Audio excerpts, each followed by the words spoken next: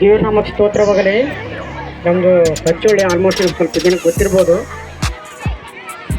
ನನಗೆ ಗಡ್ಡೆ ಆಗಿತ್ತು. ಗಡ್ಡೆ ಆದ ಸಮಯದಲ್ಲಿ ಬಳ್ಳಾರಿಯಲ್ಲಿ ತೋರಿಸ್ಕೊಂಡಿದ್ದೆ. ಅವ್ರು ಹೇಳಿದ್ರು, ಡಾಕ್ಟ್ರು 3 ಲಕ್ಷ ಆಗುತ್ತೆ ಅಂತ ಹೇಳಿದ್ರು.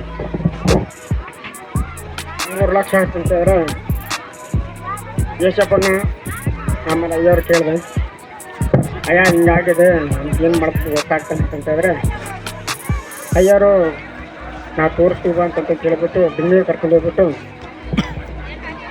ಅವರು ತೋರಿಸಿದ್ದಾರೆ. ನನಗಿಂತ ಚೆನ್ನಾಗಂತಂದ್ರೆ ಅಯ್ಯವ್ರಿಗೆ ಗೊತ್ತಿದೆ. ಯಾರು ನನಗಿಂತ ಚೆನ್ನಾಗಂತಂದ್ರೆ ಅಯ್ಯವ್ರಿಗೆ ಗೊತ್ತು. ಅವ್ರು ಹೇಳಿದ್ದಾರೆ ನರರೋಗ ಕ್ಯಾನ್ಸರ್ ಇದೆ ಅಂತ ಹೇಳಿದಾರಂತ. ನನಗೆ ಗೊತ್ತಿದ್ದಿಲ್ಲ, ಬಟ್ ಅಯ್ಯವ್ರಿಗೆ ಹೇಳಿದ್ದಾರೆ ನರರೋಗ ಕ್ಯಾನ್ಸರ್ ಇದೆ.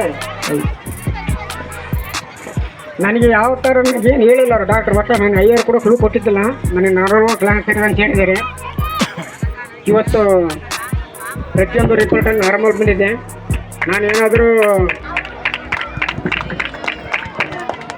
ನಾನೇನಾದರೂ ಬಂದು ಸಾಕ್ಷಿ ಹೇಳ್ಬೇಕಂತಂದು ಅನ್ಕೊಂಡಿದ್ದೆ. ನಾನು ನಾರ್ಮಲ್ ಆಯ್ತಪ್ಪ ಸಾಕ್ಷಿ ಹೇಳೋದಂತ ಅನ್ಕೊಂಡಿದ್ದೆ. ನನಗಿನ್ನ ಚೆನ್ನಾಗಿ ಅಂತಂದ್ರೆ ಅಯ್ಯವ್ರಿಗೆ ಗೊತ್ತಿದೆ. ಪ್ರತಿಯೊಂದು ವಿಷಯದ ಪ್ರತಿಯೊಂದು ಡಾಕ್ಟ್ರ್ ಹತ್ರ ಕೂಡ ಮಾತಾಡೋದು ಡಾಕ್ಟರ್ ಅವರ.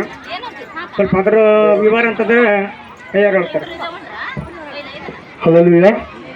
ಸುಮಾರು 8 ವರ್ಷಗಳ ಹಿಂದೆ ಆಶೀರ್ವಾದವರು ಮತ್ತು ಅವರು ಸೆಂಟ್ರಿಂಗ್ ಕೆಲಸ ಮಾಡುವಂಥ ಸಮಯದಲ್ಲಿ ಸಡನ್ನಾಗಿ ಸೆಂಟ್ರಿಂಗ್ ಹೊಡೆದಂಥ ಸಮಯದಲ್ಲಿ ಅವರು ಕೆಳಗಡೆ ಬಿದ್ದು ಸೆಂಟ್ರಿಂಗ್ ಸರಿಯಾದ ರೀತಿಯಲ್ಲಿ ಆಗಲಾದ ಕಾರಣಕ್ಕಾಗಿ ಕೆಳಗಡೆ ಬಿದ್ದಂಥ ಸಮಯದಲ್ಲಿ ಭಯಂಕರವಾದಂಥ ಪೆಟ್ಟು ಅವರಿಗೆ ಆ ಸಮಯದಲ್ಲಿ ಆಯಿತು. ಅದು ಒಳಗಡೆ ಗಡ್ಡೆಯಾಗಿ ಅದು ಬೆಳವಣಿಗೆ ಆಗ್ತಾ ಇತ್ತು.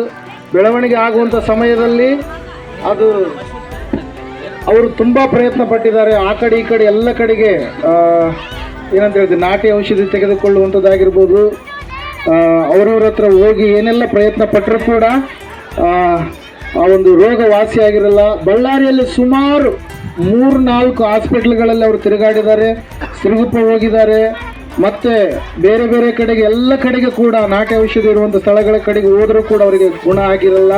ಒಂದು ಸಾರಿ MRI ಮಾಡಿಸ್ಬೇಕಂತೇಳಿ ಬಳ್ಳಾರಿಯಲ್ಲೂ ಒಳ್ಳೆಯ ಒಬ್ಬ ಡಾಕ್ಟ್ರಿ, ಅವ್ರ ಹೆಸರು ಹೇಳುವಂಥದ್ದು ಬೇಡ, ಅವರು MRI ಕಳಿಸಿದಂಥ ಸಮಯದಲ್ಲಿ ರಿಪೋರ್ಟ್ ಬಂತು. ಆ ಸಮಯದಲ್ಲಿ ಇವರಿಗೆ ನೇರವಾಗಿ ಹೇಳಿಲ್ಲ, ಇವರ ಸಂಗಡ ಶಿವು ಹೋಗಿದ್ರು ಅನಿಸುತ್ತೆ. ಓಕೆ, ಬೇರೆಯವರಾ? ಓಕೆ, ಆ ಶಿವು ಅಂಬೋರು ನನಗೆ ಫೋಟೋ ಹಾಕಿದ್ರು ಈ ರಿಪೋರ್ಟಿಂದು. ಹೋಗಿದ್ರು ಅವರು, ನನಗೆ ರಿಪೋರ್ಟಿಂದು ಫೋಟೋ ಹಾಕಿದ್ರಿ. ಇವ್ರಿಗೆ ಒಂದೇ ಮಾತು ಹೇಳಿದ್ದಾರೆ, ನಿಮ್ಮ ತಂದೆ ತಾಯಿ ಯಾರಿದ್ರು, ಹಿರಿಯರು ಯಾರಿದ್ರು ಅವ್ರನ್ನ ಕಳಿಸ್ರಿ, ಅರ್ಜೆಂಟಾಗಿ 3 ಲಕ್ಷ ರೂಪಾಯಿ ನೀವು ಇಟ್ಕೊಬೇಕು, ಭಾಳ ಭಯಂಕರವಾದಂಥ ಸ್ಥಿತಿ ಇದೆ, ಆ ಗಡ್ಡೆ ಸಂಪೂರ್ಣವಾಗಿ ತೆಗಿಬೇಕು, ಯಾಕಂದರೆ ನೀನು ಸಾಮಾನ್ಯವಾದಂಥ ರೋಗದಿಂದ ಬಳಲ್ತಾ ಇಲ್ಲ, ಅದು ದೊಡ್ಡದಾಗಿರ್ತಕ್ಕಂಥ ರೋಗ ಎಂಬುದಾಗಿ ಅವ್ರು ಡಾಕ್ಟ್ರೇ ಬರೆದಿದ್ದಾರೆ. ಇಲ್ಲಿ ಬೆನ್ನಿನ ನರದ ಕ್ಯಾನ್ಸರ್ ರೋಗ ಇರುವ ಕುರಿತು ತಿಳಿಸಲಾಗಿದೆ ಮತ್ತು MRI ಸ್ಕ್ಯಾನ್ ಮಾಡಿದ ನಂತರ ಪತ್ತೆ ಹಚ್ಚಲಾಗಿದೆ, ರೋಗಿಯು ಸಹಿ ಮಾಡಲಿಲ್ಲ ಅಂತೇಳಿ ಇವ್ರ ನಂಬರೇ ಬರೆದಿದ್ದಾರೆ. Hallelujah. Praise the Lord. Doctor ಹೆಸರು ಹೇಳುವಂಥದ್ದು ಬೇಡ. ಸಮಯದಲ್ಲಿ ಪ್ರಿಯರೇ, ಈ ವಿಷಯ ಫಸ್ಟಿಗೆ ನಾನು ನೋಡಿದಂಥ ಸಮಯದಲ್ಲಿ ನನಗೂ ಕೂಡ ಭಾಳ, ಯಾಕಂದ್ರೆ ಭಾಳ ಆತ್ಮೀಯರ ಆಶೀರ್ವಾದವರು. 3 ಅಂತಸ್ತು ಮನೆ, 2 ಮತ್ತು 3ನೇ ಅಂತಸ್ತು ಸೆಂಟ್ರಿಂಗ್ ಇವರೇ ಲಿಂಟಲ್ ಆಗಿರ್ಬೋದು, ಛತ್ತಾಗಿರ್ಬೋದು ಹೊಡೆದಿರುವಂಥದ್ದು. ಬಹಳ ಕಡಿಮೆ ಹಣದಲ್ಲಿ ಒಳ್ಳೆ ರೀತಿಯಲ್ಲಿ ದೇವರ ಸೇವಕರಿಗೆ ನಾನು ಸಹಕಾರಿಯಾಗಿರ್ತೀನಿ ಅಂತೇಳಿ ಆ ಸಮಯದಲ್ಲಿ ಸಹಾಯ ಮಾಡಿದಂದ್ರೆ, ಏನಪ್ಪ ಈ ರೀತಿಯಾಗಿ ಆಯ್ತಲ್ಲ, ರಿಪೋರ್ಟ್ ಎಲ್ಲ ಈ ರೀತಿಯಾಗಿದೆಯಲ್ಲ ಅಂತೇಳಿ ನಾನಂತೂ ತುಂಬ ನೊಂದುಕೊಂಡಿದ್ದೇನೆ. ಅಪ್ಪವ್ರಿಗೂ ಕೂಡ ಆ ವಿಷಯ ತಿಳಿಸಿದೆ, ದೊಡ್ಡಪ್ಪರಿಗೂ ಕೂಡ ಆ ವಿಷಯ ಹೇಳಿದೆ. ಆ ಸಮಯದಲ್ಲಿ ಅಣ್ಣವರು, ನೀವು ಅಪ್ಪರಿಗೆ ಮಾತಾಡಿದಂಥ ಸಮಯದಲ್ಲಿ ಅಪ್ಪರು ಒಂದೇ ಮಾತು ಹೇಳಿದ್ರು, ಪ್ರಾರ್ಥನೆಗೆ ಬರ್ರಿ ಆಶೀರ್ವಾದವರೇ, ಒಂದು 7 ವಾರ ಆರಾಧನೆಗೆ ಬರ್ರಿ ಅಂತ ಹೇಳಿದಾಗ ಆರಾಧನೆಗೆ ಅವರು ಬಂದರು. ಬಂದೊಂದು ಸಮಯದಲ್ಲಿ ಆ ಗಡ್ಡೆ ವಿಷಯವಾಗಿ ನನಗೂ ಮತ್ತು ಯೋಸೇಫಣ್ಣವ್ರಿಗೆ ಅನುಭವ ಇತ್ತು. ಅಂಥ ರೀತಿಯ ಗಡ್ಡೆ ಪರಿಸ್ಥಿತಿಯಲ್ಲಿರುವಂಥವ್ರಿಗೆ ಆಪರೇಷನನ್ನು ಮಾಡಿಸಿದ್ವಿ. ಆದರೆ ಅವು ಬೇರೆ ಟ್ಯೂಮರು, ಆದರೆ ಇವರಿಗೆ ಆಗಿರ್ತಕ್ಕಂಥ ಟ್ಯೂಮರೇ ಬೇರೆ ಪ್ರೇಯರೆ. ಆ ಸಮಯದಲ್ಲಿ ನಾನು ಆಶೀರ್ವಾದವ್ರನ್ನ ಬೆಂಗಳೂರಿಗೆ ಕರೆದುಕೊಂಡು ಹೋದ್ವಿ. ಇಲ್ಲಿ ಸತತವಾಗಿ ಪ್ರಾರ್ಥನೆ ಮಾಡಲಾಗ್ತಾ ಇತ್ತು. ಆಶೀರ್ವಾದವರ ಸೋದರ ಮಾವವರ ಮಗ ಹೇಳಿದರು, ಮತ್ತು ಮನೆಯಲ್ಲಿರುವಂಥವ್ರೆಲ್ಲರಿಗೂ ಕೂಡ ಈ ವಿಷಯ ಗೊತ್ತಾಗಿದೆ, ಯಾಕಂದರೆ ಕನ್ನಡದಲ್ಲೇ ಬರೆದಿದ್ದಾರೆ.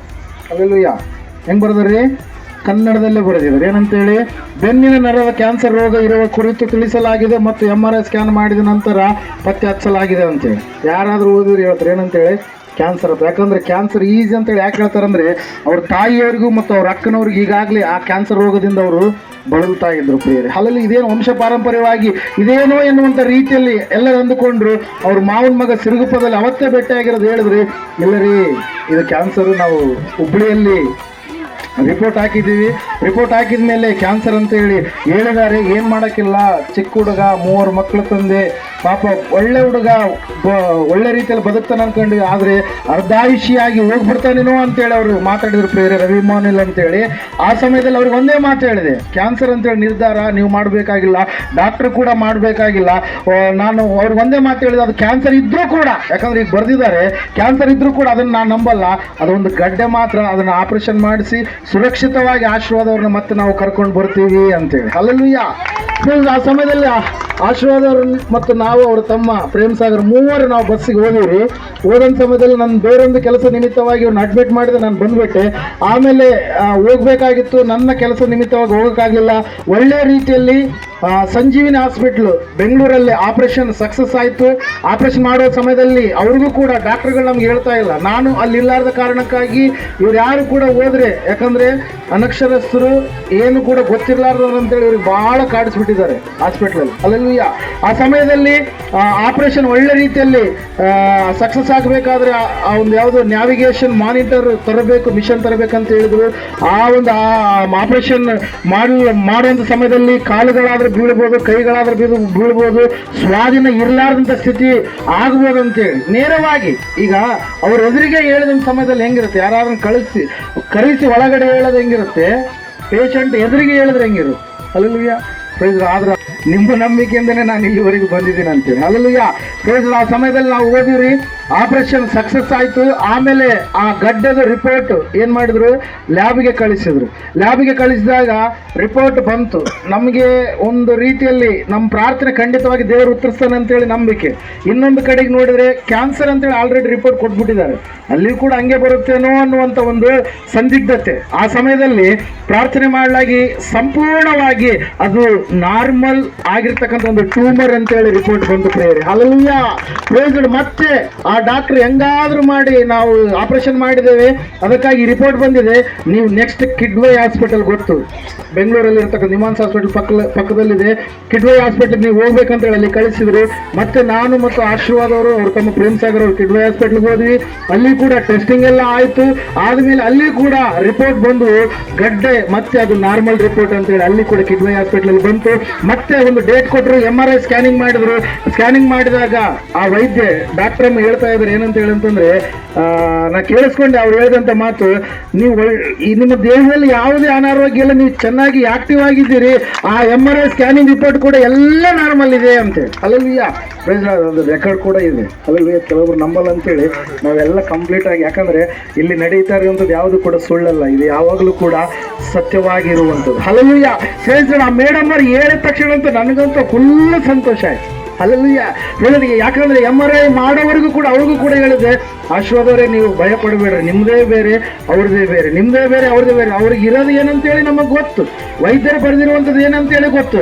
ಆದರೆ ದೇವರು ಮಧ್ಯದಲ್ಲಿ ಸಂಪೂರ್ಣವಾಗಿ ಏನು ಮಾಡಿದಾರೆ, ಆ ಕ್ಯಾನ್ಸರ್ ರೋಗದಿಂದ ಬಿಡುಗಡೆಯನ್ನ ದಯಪಾಲಿಸಿದರು. ಮನುಷ್ಯರ ಕಾರ್ಯ ಅಲ್ಲ, ಇದು ದೇವರ ಕಾರ್ಯ ಪ್ರಿಯರೇ. Hallelujah praise God. ಚಿಕ್ಕ ವಯಸ್ಸಿನಲ್ಲಿ ಒಂದು ವೇಳೆ ನಮ್ಮ ಮಧ್ಯದಲ್ಲಿ ಎಲ್ಲಾರದೇ ಹೋಗ್ತಾ ಇದ್ರೇನು, ಆದ್ರೆ ದೇವರ ಕೃಪೆ ಅವರನ್ನ ಪುನಃ ನಿಲ್ಲುವ ಹಾಗೆ ಮಾಡಿಕೊಟ್ರೆ. ಹಲವು ಯಾಕಂದ್ರೆ ಇವ್ರ ವಾಕ್ಯ ಹೇಳುತ್ತೆ, ನಿನ್ನನ್ನು ಸ್ವಸ್ಥಪಡಿಸುವ ಯೆಹೋವನು ನಾನೇ ಆಗಿದ್ದೇನೆ ಎಂಬುದಾಗಿ. ಇಂಥ ಒಂದು ಸಾಕ್ಷಿಯಲ್ಲ, ಸಾವಿರಾರು ಸಾಕ್ಷಿಗಳು ಅಲ್ಲಲ್ಲಿಯ ನಮ್ಮ ಮಧ್ಯದಲ್ಲಿದ್ದಾವೆ. ಸಹೋದರ ಸಹೋದರಿಯರೇ, ನೀವು ದೇವರನ್ನು ನಂಬಿರಿ, ದೇವರ ಮೇಲೆ ವಿಶ್ವಾಸ ಇಡ್ರಿ, ಯಾವ ಮನುಷ್ಯರನ್ನು ನಂಬಬೇಡ್ರಿ. ಮನುಷ್ಯರು ಯಾವ ಟೈಮ್ನಾಗ ಹೆಂಗಿರ್ತಾರೋ ಗೊತ್ತಿಲ್ಲ, ದೇವರ ಮೇಲೆ ನಂಬಿಕೆ ಇಡ್ರಿ. ಆ ನಂಬಿಕೆಯ ಮೂಲಕವಾಗಿ ನಿನ್ನ ಕಾರ್ಯವನ್ನು ನಿನ್ನ ದೇವರಲ್ಲಿ ಹೊಂದಿಕೊಳ್ಳೋದಕ್ಕೆ ಸಾಧ್ಯ. ಆಮೇನ್. ದೇವರ ಸಾಕ್ಷಿಯನ್ನ ಆಶೀರ್ವಾದ ಮಾಡಿ. ಒಂದ್ಸಾರಿ ಇದನ್ನ ಜೂಮ್ ಮಾಡ್ತೀರಾ? ಜಸ್ಟ್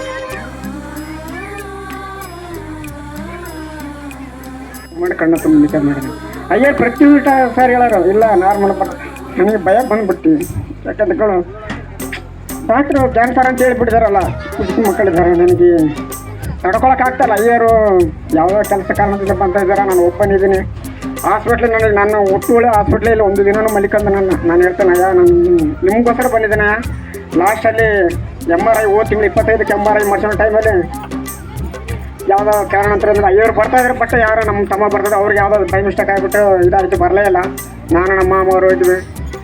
ನನಗೆ ಇವರು ಎಲ್ಲಿ ರಿಪೋರ್ಟ್ ಕೊಟ್ಟಿದ್ದಾರೆ, ಏನು ಕೊಟ್ಟಿದ್ದಾರೆ ನನಗೆ ಗೊತ್ತಿಲ್ಲ. ಕಿದ್ವಾಯಿಂದ ದೊಡ್ಡ ಹಾಸ್ಪಿಟ್ಲ್ ಅದು, ಆಲ್ಮೋಸ್ಟ್ ಗೊತ್ತಿರ್ಬೋದು, ನೋಡಿರ್ಬೋದು. ಕಿದ್ವಾಯಿಂದ ದೊಡ್ಡ ಹಾಸ್ಪಿಟ್ಲ್. ನನಗೆ ಫಸ್ಟ್ ಆಫ್ ಆಲ್ ಇವರು ನಾನು ಎಲ್ಲಿ ಬಿಟ್ಟು ಕುರ್ಚಿಯಲ್ಲಿ ಕೂತ್ಬಿಟ್ಟು ಹೋಗ್ಬಿಟ್ಟಿದ್ರು. ಅಷ್ಟೇ ನೀವು ಕೂತ್ಕೊಂಡಿರ್ತಾರೆ, ಊಟ ಕೊಡ್ತಿದ್ರು, ಊಟ ಕೂತಿರ್ತಿದ್ದೆ. ಇವರೆಲ್ಲೆಲ್ಲಿ ಡಾಕ್ಯುಮೆಂಟ್ಸ್ ಎಲ್ಲ ಕೊಟ್ಟರೆ ಏನೂ ಗೊತ್ತಿಲ್ಲ. ಓದೋರು 25 ತಿಂಗಳು ಹೋಗು, 25 ತಾರೀಕು 25 ತಾರೀಕು ಅಂದ್ರೆ MRI ಮಾಡ್ಸೋಕೆ ಹೋಗಿ ನನಗೆ ಏನೇನು ಗೊತ್ತಿಲ್ಲ. ತಿರುಗಾಡಿಸಿರು 2 ಗಂಟೆಗೆ MRI ಮಾಡ್ತು ಅಂತಂದ್ರೆ ನೈಟ್ 8 ಗಂಟೆ ಪ್ರೆಸೆಂಟ್ ರೂಮ್ನಾಗ ಹೋಗಿರೋದು. ಅಲ್ಲಿತ್ತು 9ವರೆಗೆ MRI ಮಾಡಿಸಿ ಆಚೆ ಕಟ್ಟಿದೆ. ನಾನು ಅವತ್ತೇ ಅಯ್ಯರು ಫೋನ್ ಮಾಡಿದಾಗ, ಈ ವರ್ಷದಲ್ಲಿ ನಾನು ಮೇಲಾಗಿರ್ತೀನಿ, ನಾನು ಇವತ್ತೇ ಫಸ್ಟ್ ಆ್ಯಂಡ್ ಲಾಸ್ಟ್ ಆಗ ನಾನು ಸತ್ರ ಕೂಡ ಓಡಾಡೋ ಪ್ರಯತ್ನ ಬರೋದಿಲ್ಲ ಅಂತ ಹೇಳಿದ್ರು. ಅಯ್ಯರು ಒಂದೇ ಮಾತಾಡಿದ್ರೆ ನಂಬಿಕೆ ಮಾತಾಡಿರಲ್ಲಪ್ಪ, ಪ್ರೇಯರ್ ಮಾಡೋಣ, ಏನಾಗ ನಾರ್ಮಲ್ ಬರ್ತದೆ. ಮೊನ್ನೆ ಸೋಮವಾರ ಹೋಗಿದ್ದೀನಿ, ದೇವ್ರ ಚಿತ್ತದಿಂದ ನಾರ್ಮಲ್ ಬಂದಿದ್ದೀನಿ. ಅಯ್ಯರು ಪ್ರತಿಯೊಂದು ದಿನವೂ ಪ್ರೇಯರ್ ಮಾಡಿದ್ದಾರೆ.